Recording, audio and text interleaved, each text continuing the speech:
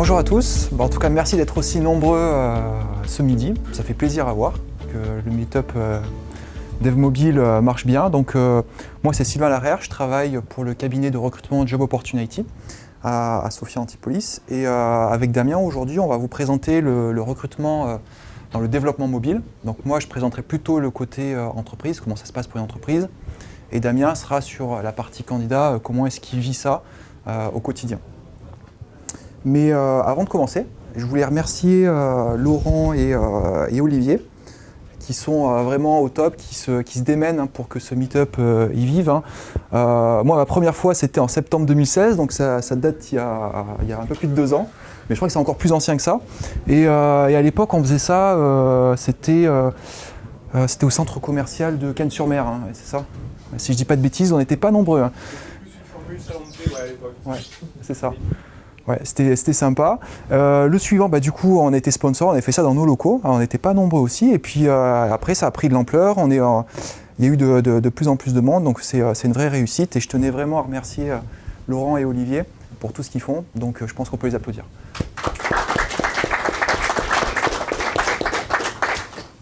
Alors rapidement, je parle de ma boîte. Donc comme je disais, nous on a un cabinet de recrutement spécialisé en informatique. On propose que des jobs en client final, donc pas de SS2I, pas de SN, on travaille qu'avec des startups, des éditeurs logiciels, des PME, quelques grands groupes. Donc comme je sais qu'il y a des étudiants ici du CESI, on fait aussi des stages et des alternances. Donc n'hésitez pas à venir nous voir.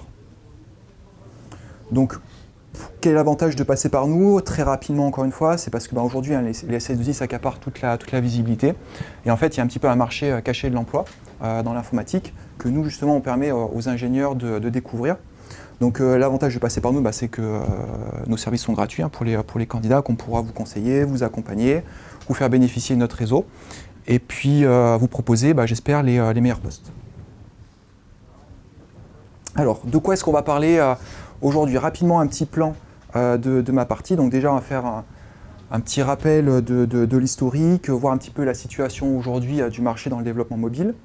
Après, on va se mettre dans la peau d'un recruteur, d'une entreprise qui galère à recruter avec un petit peu toutes les différentes étapes, jusqu'à ce que finalement, ils finissent, après moult galères, à recruter son développeur. Alors, le marché, aujourd'hui.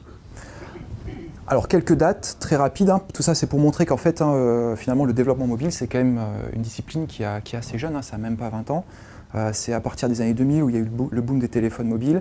Et vraiment en 2007, avec l'arrivée des smartphones, avec l'iPhone, je me souviens, j'étais juste en face de Jérémy à Air France. Et c'était un des premiers à avoir un smartphone. Et je le regardais, je me disais, c'est quoi ce gros téléphone? Donc ça remonte à une dizaine d'années, pas plus. Et depuis les années 2010, du coup, ça a vraiment explosé. C'est vrai qu'avant, c'était les tablettes. Tout le monde disait, ouais, non, ça ne marchera jamais. Les tablettes, pourquoi est-ce qu'on va se mettre sur un smartphone? C'est tout petit. Les tablettes, c'est ça qui va marcher. Et en fait, non. Et puis même, je me souviens à l'époque, moi, quand j'ai basculé côté recrutement, puisqu'à la base, je suis développeur, c'était en 2013. Les écoles commençaient à faire à peine des formations en développement mobile. Donc, il y avait plein de jeunes qui sortaient qui me disaient, voilà, je cherche un poste en développement mobile. Je disais, mais il n'y a rien. Aujourd'hui, le marché, il n'existe pas.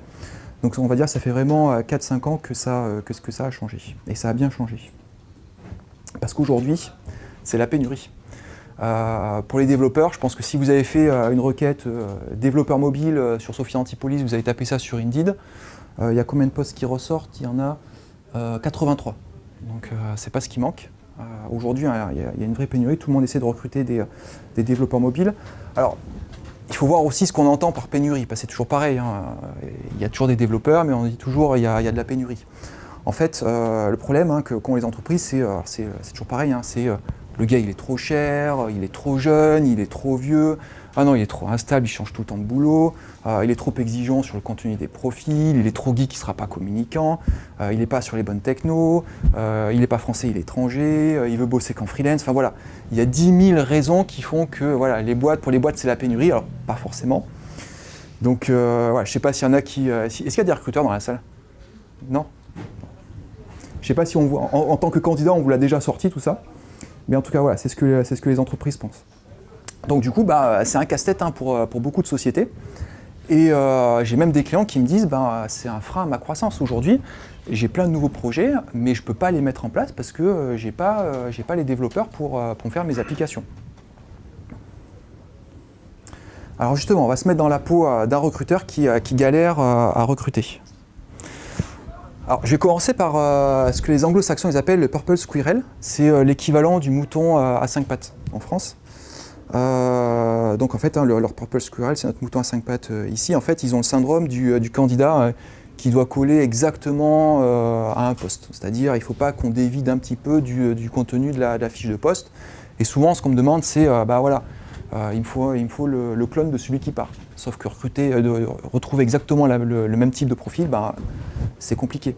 En fait, les entreprises, elles se disent, voilà, aujourd'hui, il y a beaucoup de chômage, donc du coup, ça va être facile de recruter, mais en fait, non, pas dans l'informatique. Donc du coup, ils recherchent tous le candidat idéal, enfin tout du moins au début. Donc celui qui va être polyvalent techniquement, c'est-à-dire celui qui va faire bien sûr du développement mobile, mais aussi des fois j'ai des entreprises qui demandent voilà, tiens, je voudrais aussi qu'il fasse du design, je voudrais aussi qu'il fasse un peu de dev Java, un peu de ceci, un peu de cela. Enfin, ça finit par devenir un peu compliqué techniquement. Je veux aussi le gars qui soit force de proposition, le gars voilà, qui comprend bien le fonctionnel, le métier, qui est capable d'échanger avec les utilisateurs. Et puis c'est toujours pareil, je veux un candidat qui a entre 3 et 5 ans d'expérience. Alors, pourquoi 3 et 5 ans? Parce que c'est la bonne fourchette, en fait, estiment les entreprises. Pour, parce que le gars, il est déjà un petit peu confirmé. Donc, il n'y a pas besoin de le former comme on pourrait avoir besoin pour un débutant ou un junior. Et puis aussi, il n'est pas encore trop cher. Parce qu'à partir de 5 ans, les salaires commencent un petit peu à s'envoler dans le dev mobile. Et aussi, à chaque fois, ce qu'on me demande, c'est je veux un candidat qui soit passionné. Quelqu'un qui aime son métier, quelqu'un qui aime le développement mobile, même si derrière, les projets ne sont pas terribles. Donc voilà, donc tout ça c'est un peu compliqué, vraiment les boîtes elles galèrent parce qu'elles cherchent ce fameux candidat idéal. Et puis le problème aussi des entreprises, c'est que elles comprennent rien. Parce qu'en général, le recruteur, il n'est pas technique. On va commencer à lui parler d'hybride et de natif, mais c'est quoi ces trucs? Et le responsive design, c'est quoi la différence? Maintenant, il y a React Native qui est sorti, c'est quoi? On fait de l'hybride natif, mais comment c'est possible un truc pareil? Et pourquoi je dois recruter un développeur qui fait de l'Ionic? Et pourquoi on me demande de l'Angular? Je crois qu'Angular c'était du dev web front. Enfin, je comprends plus rien, quoi. Xamarin aussi qui arrive, qui a été racheté par Microsoft. Ça veut dire quoi? C'est du .NET. Enfin, tout ça, ça fait que pour un recruteur, c'est compliqué de savoir exactement quel profil chercher, et même après d'interviewer les candidats, d'échanger avec eux, parce que la technique, c'est un petit peu loin de son domaine. Il faut savoir que les formations RH, c'est les formations où il y a le moins de digital, entre guillemets. Les gars, des fois, ils galèrent. Moi-même, je fais des formations en entreprise sur le sourcing. Il y en a, ils galèrent à taper le 8 en haut sur le clavier, quoi, et ils ne savent pas qu'il faut appuyer sur le Alt, quoi. Enfin, vraiment, des fois, c'est assez compliqué. Et puis le problème aussi, donc là, c'est pas de leur faute, c'est que on leur dit, voilà, il y a le gars qui part, j'ai besoin de quelqu'un. Ou j'ai un nouveau projet, j'ai besoin de quelqu'un.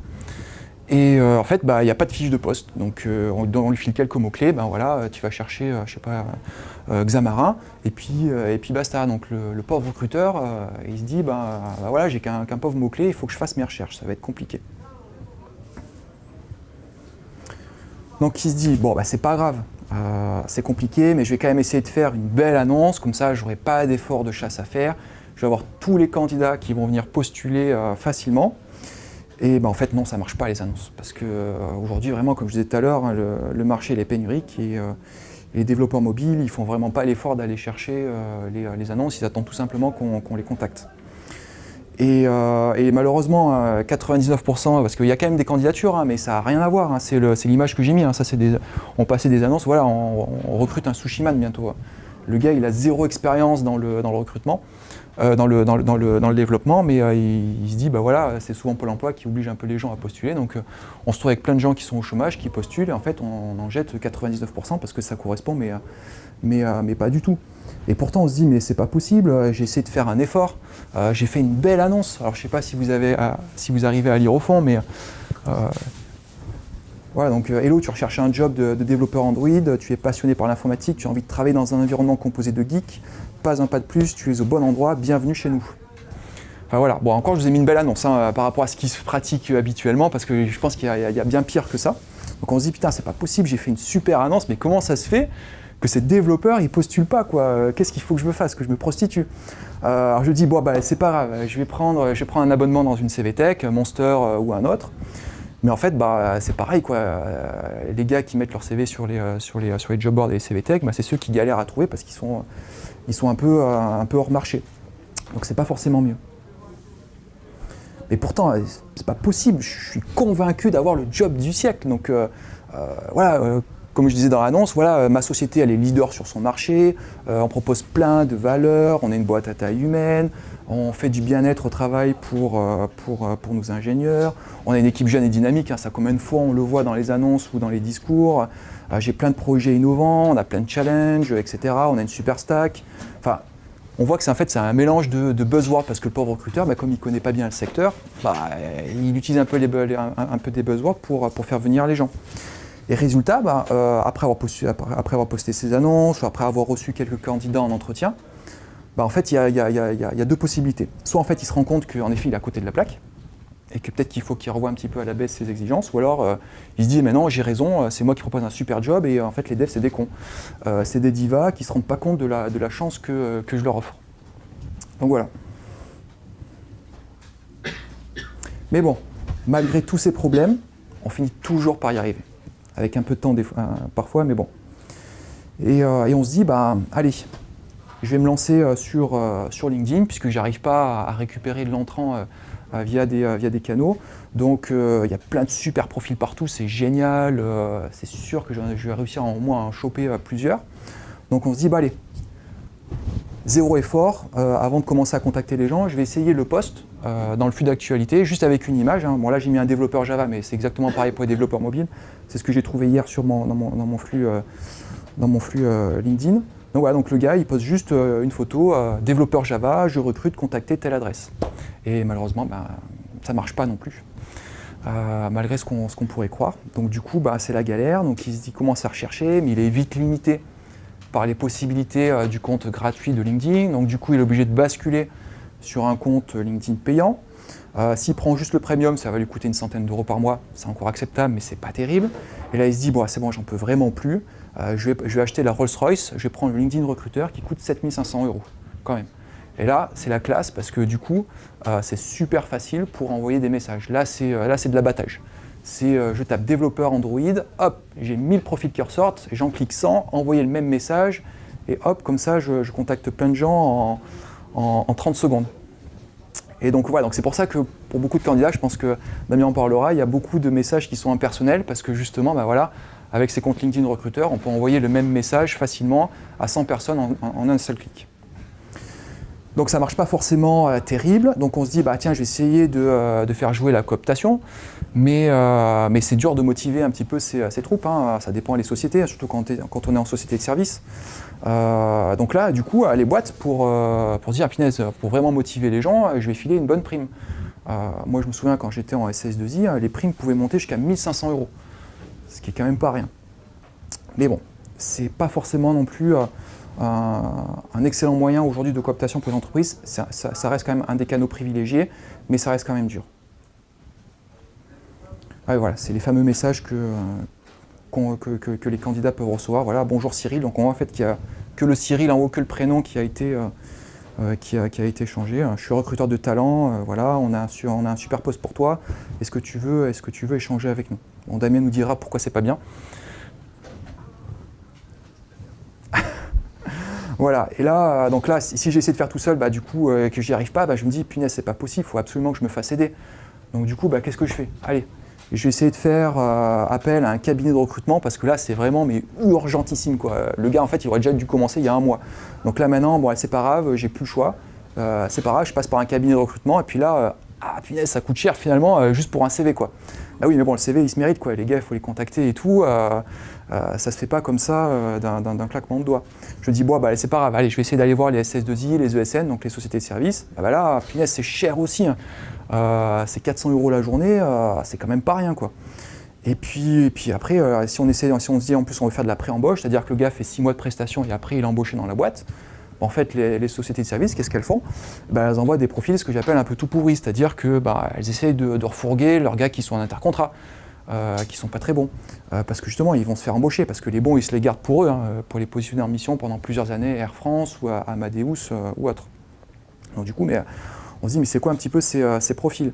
On se dit, bon bah tiens, allez, je vais aller prendre un freelance. Puis là, on se dit, ah punaise, c'est quand même super dangereux. Alors, je dis pas que c'est la vérité, mais c'est ce que les boîtes se disent. Je vois Laurent et Olivier, me tuez pas après, mais ça fait peur, quoi, parce qu'on se dit, punaise, le gars, si finalement le lendemain il dit il a envie d'arrêter, j'ai payé super cher et puis le truc il est à moitié développé et je sais plus quoi faire, quoi. Je suis obligé de repartir de zéro. Donc ça fait peur aux boîtes. Et voilà.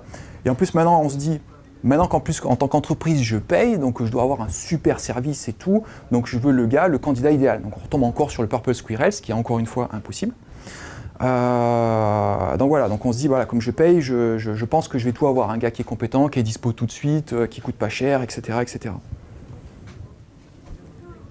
Et en fait, on se rend compte que petit à petit, la boîte est obligée de se rendre compte qu'elle est obligée de faire des compromis. C'est un petit peu ce qui est marqué là, je vous laisse lire la BD. Bon, c'est pas sur le développement mobile, mais c'est exactement le même esprit. Ouais. Ah ouais, si vous n'arrivez pas à lire, en fait voilà, donc en fait ils veulent recruter un développeur Scala et puis finalement ils en arrivent à recruter un développeur PHP parce que c'est le seul candidat qu'ils ont, qui a en plus été recommandé par quelqu'un de la famille. Donc voilà, donc c'est un peu compliqué pour eux. Ils voulaient quelqu'un d'expérience, finalement ils prennent un junior, donc on est assez loin de ce qui avait été défini au début. Mais bon, voilà, ça y est, enfin j'y arrive. J'ai trouvé mon candidat, j'ai commencé à l'appâter. Punaise, puis là je commence à prendre cher dans la négo, parce que côté salaire, en fait je me rends compte que le super salaire que je croyais avoir, en fait, non, pas du tout. Parce que le marché il est peut-être plus élevé que ce que je pensais. Du coup, là, je commence un peu à souffrir. Re-ouch aussi au niveau du closing. Le closing, c'est la signature du contrat. Parce qu'en fait, en général, les candidats, ils ont plusieurs opportunités en parallèle. Donc, déjà qu'on a réussi à se mettre d'accord sur le salaire, maintenant, il faut en plus le convaincre de vraiment venir chez nous. Et une fois même qu'il a signé, on tremble de peur que finalement, il ne vienne pas. Qu'il se fasse chasser ou qu'il signe finalement pour une autre entreprise. Donc, c'est un parcours du combattant du début jusqu'à la fin. Et avant de terminer, je voulais dire quand même qu'il y a un point qui est important, c'est qu'en entreprise, le recruteur, son problème, c'est que c'est pas lui qui décide. Souvent, les candidats, ils se disent « Ah ouais, le recruteur, il est con, il veut pas me donner mon salaire, il veut pas changer ceci, il veut pas changer cela. » Mais le recruteur, il est pour rien, il fait qu'appliquer ce qu'on lui a demandé de faire. C'est pas lui qui prend la décision, lui, il est juste là pour chercher les candidats, les mettre à disposition du chef de projet, du directeur de la boîte. Et c'est eux qui prennent leurs décisions. C'est pas le recruteur. Pareil aussi sur les délais. Souvent les candidats ils mettent la pression, mais le recruteur c'est pas de sa faute. Il a envoyé le CV au manager. Le manager, comme il est sous l'eau la plupart du temps, il met une semaine avant de voir le CV, de commencer à l'ouvrir, etc. Donc voilà. Donc il faut être un petit peu indulgent avec les recruteurs. Et du coup, voilà, j'en termine. Et je laisse la parole à Damien pour nous présenter sa vision côté candidat.